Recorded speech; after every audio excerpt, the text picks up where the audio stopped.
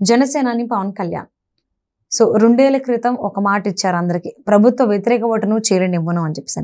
అదే మాట మీద నిలబడ్డారు. ఇప్పుడున్నటువంటి ప్రభుత్వం ఏదైతే ఉందో ఆంధ్రప్రదేశ్లో, అది ప్రభుత్వం నుంచి అధికారం నుంచి వైదొలగాలి, దానికోసం నేను ఏదైనా చేస్తా, ఎన్ని త్యాగాలన్నా చేస్తానని చెప్పేసి చాలా సార్లు అన్నారు. సో ఆ దిశగానే ఆయన అడుగులు వేస్తున్నారు. సో ఆయన వ్యక్తిత్వం వల్ల, ఆయన ప్రవర్తన వల్ల చాలా మంది ప్రజలు, పార్టీ శ్రేణులు కూడా ఆయన ఓన్ చేసుకున్నారు. ప్రజెంట్ పవన్ కళ్యాణ్ గారు ఇచ్చిన మాట ప్రకారం ఆయన సీట్లను కూడా తగ్గించుకోవడం జరిగింది. సో ఇప్పుడు పవన్ కళ్యాణ్ ఓన్ చేసుకుంటున్నారు కాబట్టి ఇది ఎంతవరకు కొనసాగేటువంటి అవకాశం ఉంది? అసలు పవన్ కళ్యాణ్ ఏ విధంగా చూడాలి, అసలు ఏమనాలి అంటారు ఆయన్ని? ఈరోజు మార్చి 14 జనసేన పార్టీ ఆవిర్భావ దినోత్సవం. అంటే మనం వ్యక్తులకి పుట్టినరోజు అంటాం కదా, అలాగే జనసేన పార్టీ పుట్టినరోజు అనుకోవచ్చు ఈరోజు. ఓకే. 2014 సంవత్సరం మార్చి 14వ తారీఖు రోజున హైదరాబాద్ నోవోటెల్ హోటల్ వేదికగా పవన్ కళ్యాణ్ గారు జనసేన పార్టీ ఆవిర్భావ ప్రకటన చేయడం జరిగింది. సరిగ్గా దశాబ్ద కాలం పూర్తయింది. 10 సంవత్సరాల సుదీర్ఘ ప్రస్థానం. ఈ 10 సంవత్సరాల ప్రస్థానంలో పవన్ కళ్యాణ్ గారు 2014 నుంచి 19 వరకు వారు ఎన్నికల్లో పోటీ చేయాలి. 2019లోనే మొట్టమొదటి ఎన్నికల్లో పోటీ చేయడం జరిగింది. ఒక రకంగా అంటే ఆ రాజకీయ ప్రస్థానపు తొలడుగులు పవన్ కళ్యాణ్ గారికి అంటే ప్రతికూల ఫలితాలు ఇచ్చినాయి. వారు పోటీ చేసిన 2 స్థానాల్లో కూడా ఓడిపోవడం జరిగింది. రాజకీయ ప్రత్యర్థులు ఆయన హేళన చేస్తూ వచ్చారు. మీరు పోటీ చేసిన స్థానాల్లోనే ఓడిపోయారు, మీకు ఇంకా రాజకీయాలు ఎందుకు, మీరు పార్టీని ఏమో నిర్వహించగలుగుతారు, ఇట్లా హేళన చేస్తూ వచ్చారు. హేళన చెక్కిన శిల్పం ఉంటారు కదా, అట్లా ఏ హేళనలు అయితే ఆయన ఎదుర్కొంటా ఉన్నారు, ఏ అవమానాలు అయితే ఎదుర్కొంటా ఉన్నారు, ఎదుటి వాళ్ళు ఎంతగా ఆయన సులకం చేసి మాట్లాడుతూ ఉన్నారో వాటిని అన్నింటినీ ఒక సవాలుగా కసిగా తీసుకున్న పవన్ కళ్యాణ్ గారు దశాబ్ద కాలంగా ముందు పార్టీని ఇవాళ ప్రజల్లో ప్రజా సమస్యల పట్ల మమేకమయ్యి ప్రజా సమస్యల పట్ల స్పందించే తీరులో, ప్రభుత్వాన్ని నిలదీసే తీరులో నిలబెట్టినందుకు మొట్టమొదటిగా వారిని అభినందించాలి. అదే సందర్భంలో ఇవాళ 10 సంవత్సరాలు ప్రస్థానం పూర్తి చేసుకున్నందుకు జనసేన పార్టీ నాయకుడిగా ఉన్న పవన్ కళ్యాణ్ గారి దగ్గర నుంచి ఆ పార్టీకి సంబంధించిన చివరి జెండా పట్టుకునే జన సైనికులు, వీర మహిళల్ని అందరినీ కూడా మనస్ఫూర్తిగా అభినందించాలి. అలాగే మీరు ప్రస్తావించినట్టు 2022 మార్చి 14 మంగళగిరి దగ్గర ఇప్పటం గ్రామంలో జనసేన పార్టీ 8వ ఆవిర్భావ దినోత్సవ సభ జరిగింది. ఆ సభా వేదిక మీద నుంచి పవన్ కళ్యాణ్ గారు ఒక స్పష్టమైన ప్రకటన చేయడం జరిగింది. రాబోయే 2024 ఎన్నికల్లో ప్రభుత్వ వ్యతిరేక ఓటు చీలనివ్వను. అంటే ఏంటి దాని అర్థం? ప్రభుత్వానికి వ్యతిరేకంగా పోటీ చేసే పార్టీల మధ్య ఆ ఓట్ల చీలిక అధికార పార్టీకి అడ్వాంటేజ్ కానివ్వను. అంటే దాని ఎసెన్స్, ప్రభుత్వానికి వ్యతిరేకంగా పోటీ చేసే పార్టీలు కూటమిగా పోటీ చేయబోతాయి, మేము ఒక సమన్వయంతో మేము కూటమిగా పోటీ చేస్తామని చెప్పని అప్పటికి చర్చలు జరగల, పార్టీల మధ్య నిర్ణయము జరగల. అయినా సరే రాబోయే ఎన్నికల్ని ఇలా ఎదుర్కోవాలి అని ఒక విస్పష్ట ప్రకటన వారు ఇవ్వటం జరిగింది. ఆ సందర్భంలో అధికార పార్టీ నుంచి ముప్పేట దాడి మొదలైంది ఆయన మీద. జగన్మోహన్ రెడ్డి గారు ఏంటంటే ఒక వ్యూహాత్మకంగా పార్టీల మధ్య ఓట్లు చీలిక వల్ల తనకు అడ్వాంటేజ్ కావాలి తప్ప, పార్టీల మధ్య ప్రభుత్వ వ్యతిరేక ఓటు కన్సాలిడేట్ అయితే అది రేపు తనకు ప్రతికూలంగా ప్రమాదకరంగా మారుతుంది కాబట్టి దాన్ని నివారించే లక్ష్యంతో ఆయన 100కి 100 పాళ్ళు పవన్ కళ్యాణ్ గారిని టార్గెట్ చేయిస్తూ వచ్చారు. ఎట్లా టార్గెట్ చేయిస్తున్నారు? పవన్ కళ్యాణ్ గారిని ఆంధ్రప్రదేశ్ రాష్ట్రంలో మిగిలిన రాజకీయ పక్షాల్లాగా అందరికీ యాక్సెప్టెన్స్ ఉన్న నాయకుడిగా కాకుండా కొన్ని పాకెట్స్కి పరిమితం చేయాలి, ఆయన ఒక కులానికి పరిమితం చేయాలి, ఒక కులానికి సంబంధించిన నాయకుడు అని చెప్పని చిత్రీకరించే లక్ష్యంతో అధికార పార్టీ స్ట్రాటజికల్గా ఆయన మీద విమర్శలకు కూడా పవన్ కళ్యాణ్ గారి సామాజిక వర్గానికి సంబంధించిన నాయకుల చేత విమర్శలు చేయించేవాడు. అంటే ఏంటంటే ఆయన కులానికి పరిమితం చేసేయాలి. ఇప్పుడు పవన్ కళ్యాణ్ గారు మోస్ట్ ఎఫెక్టివ్ క్రౌడ్ పుల్లర్, చాలా పాపులర్ సినిమా హీరో.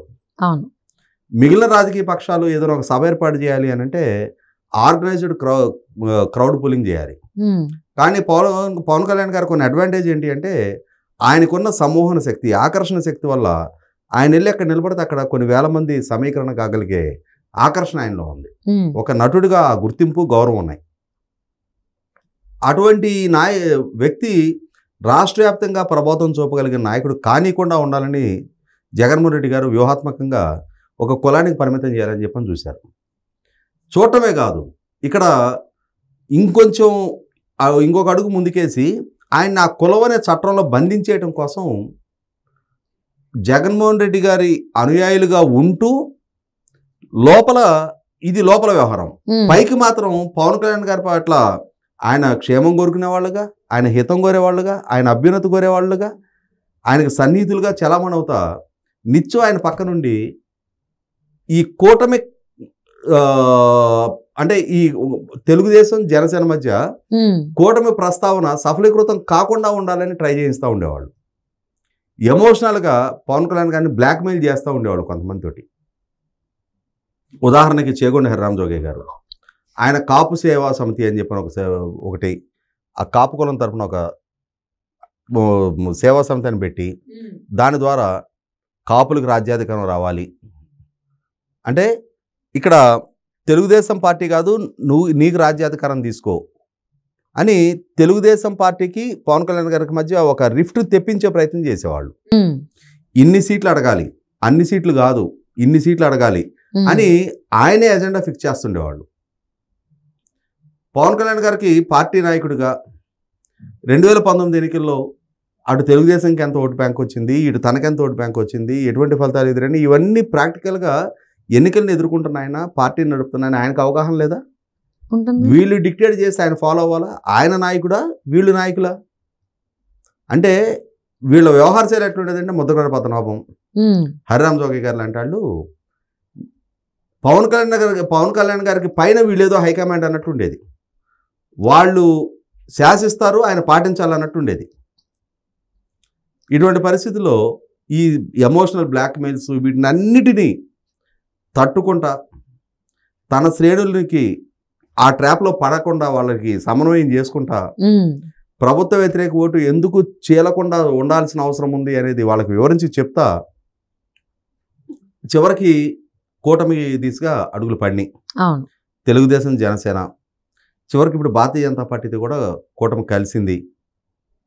ఇప్పుడు అసలు సిసలు నాయకత్వ లక్షణాలు ప్రదర్శించారు పవన్ కళ్యాణ్ గారు. ఎలా? ఆయన లక్ష్యం జగన్మోహన్ రెడ్డి గారిని దింపాలి.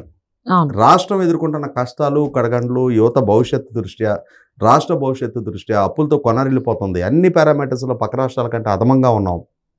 దక్షిణాదిలోకి వెళ్ళా అత్యంత తక్కువ పర్ క్యాపిటల్ ఇన్కము. ఇవాళ క్రైమ్ రేట్ పరంగా చూస్తే చాలా అధ్వాన్న స్థితిలో కనిపిస్తుంది. ఇటువంటి నేపథ్యంలో జగన్మోహన్ రెడ్డి గారి నుంచి ఈ రాష్ట్రానికి విముక్తి దక్కితే తప్పితే రాష్ట్రం గాడిన పడదు. దీనికోసం అవసరమైతే నా సంఖ్యాబలమైన తగ్గించుకుంటా. జగన్మోహన్ రెడ్డి గారిని కట్టడి చేయడం అనేది ఏకైక లక్ష్యం. నా రాజకీయపు అవకాశాలు భవిష్యత్తులో నేను చూసుకుంటా. ప్రస్తుతం ఈ లక్ష్య ఛేదన దిశగా అడుగులేయాలి అని చెప్పని ఇవాళ 24 స్థానాలేనా అని చెప్పని ఆయన్ని ఎమోషనల్గా బ్లాక్మెయిల్ చేసే ప్రయత్నం చేశారు. కానీ చివరిగా ఫైనల్ అయ్యేటప్పటికి ఆయన 21కే పరిమితం అయ్యారు. 3 ఎంపీ స్థానాలు అనుకున్న దగ్గర ఇప్పుడు 2కే పరిమితం అయ్యారు. ఇక్కడ చాలామంది చాలా రకాల ప్రశ్నలు లేవనెత్తారు. భారతీయ జనతా పార్టీకి ఉన్న ఓటు బ్యాంక్ ఎంత, మీకున్న ఓటు బ్యాంక్ ఎంత, మీరు 2 పార్లమెంటు స్థానాలేంటి, వాళ్ళు 6 పార్లమెంటు స్థానాలేంటి అని చెప్పని ఆయన మీద ఒత్తిడి తీసుకొచ్చే ప్రయత్నం చేశారు. ఆయన ఈల్డ్ అవడానికి సిద్ధంగా లేరు. ఆయన లక్ష్యం మనకి మహాభారతంలో ద్రోణుడు అర్జునుడికి విలువిద్య నేర్పించే సందర్భంగా పక్షిని చూపించి మిగిలిన శిష్యులందరికీ చూపిస్తారు. ఆ పక్షిలో మీకేం కనిపిస్తుంది చూడమని చెప్పని. ఒక అర్జునుడికి మాత్రమే ఆ పక్షి కను గుడ్డు మాత్రమే కనిపిస్తుంది అని చెప్పని చెప్తాడు. ఎందుకంటే ఆ పక్షి గుడ్డుని ఛేదించడం అనేది లక్ష్యం. ఆయన ఆ ఏకాగ్రత ఆ గుడ్డు మీదే కేంద్రీకరించారు, కనుగుడ్డు మీద, కనుపాప. అట్లాగే పవన్ కళ్యాణ్ గారు కూడా జగన్మోహన్ రెడ్డిని ఓడించడం అనేది లక్ష్యం. ఆ ఓడించే లక్ష్య సాధనలో త్యాగాలు చేయాలి. తెలుగుదేశం పార్టీ కొన్ని సీట్లు త్యాగం చేసి జనసేన కేటాయించాలి. జనసేన తన శ్రేణులకి సర్ది చెప్పుకోవాల్సిన అవసరం ఉంటుంది. ఎన్ని స్థానాలు తెలుగుదేశం నుంచి తీసుకున్నా నెగ్గించుకోగలిగిన సామర్థ్యం ఉన్న అభ్యర్థులను ఎంపిక చేసుకోవాలి, రిసోర్సెస్ మొబిలైజ్ చేసుకోవాలి.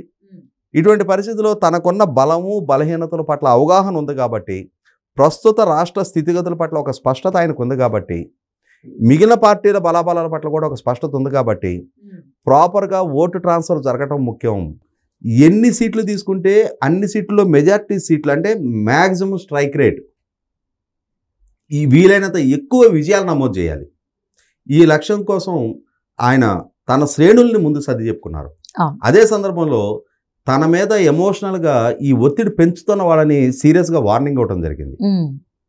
ఆయన చాలా సందర్భాల్లో 2023లో తెలంగాణలో జరిగిన అసెంబ్లీ ఎన్నికల సందర్భంగా కూకట్పల్లిలో జనసేన అభ్యర్థి పోటీ చేశారు. ఆ పోటీ చేసిన సందర్భంగా ఒక కుల నాయకుడు తెలుగుదేశం శ్రేణుల్ని ఇష్టారీతిన బ్లాక్మెయిల్ చేస్తా వీడియోలు మాట్లాడాడు. నేను దానికి కౌంటర్ ఇస్తూ ఒక వీడియో మాట్లాడటం జరిగింది.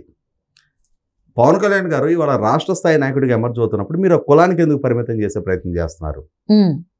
ఆయన కష్టపడుతున్నారు, ఆయన డబ్బులు ఖర్చు పెట్టుకుంటున్నారు, ఆయన ప్రభుత్వం నుంచి దాడి ఎదుర్కొంటున్నారు. ఇవాళ మీరెందుకు ఈ రకమైన కుల విద్వేషాలు పెంచే ప్రయత్నం చేస్తున్నారు అని చెప్పని నేను మాట్లాడా. నా ఉద్దేశం అయితే ఏంటంటే, నేను ఏ పదజాలం అయితే వాడానో అది వారికి రీచ్ అయిందేమోనని నేను అనుకుంటున్నా. ఆ మరుసటి రోజు మంగళగిరి పార్టీ ఆఫీస్లో రాష్ట్ర స్థాయి మీటింగ్ జరిగింది. ఆ మీటింగ్లో ఈ అంశాలన్నీ ప్రస్తావించారు పవన్ కళ్యాణ్ గారు. కూటమిని వ్యతిరేకించే వాళ్ళు వైసీపీ పార్టీ కోర్టులుగా నేను పరిగణిస్తా, తెలుగుదేశం జనసేన కలిపే పోటీ చేస్తాయి, కూటమిని అంగీకరించే వాళ్ళే పార్టీలో ఉండండి, లేనాళ్ళు పార్టీ నుంచి దూరం జరిగినా నాకు ఇష్టమే. ఎంత ధైర్యం కావాలా మాట చెప్పడానికి? సో ఇవాళ అంటే నిజాయితీ, ఆయన నిఖార్సైన వ్యక్తిత్వం స్పష్టంగా ప్రస్ఫుటమవుతూ ఉంది.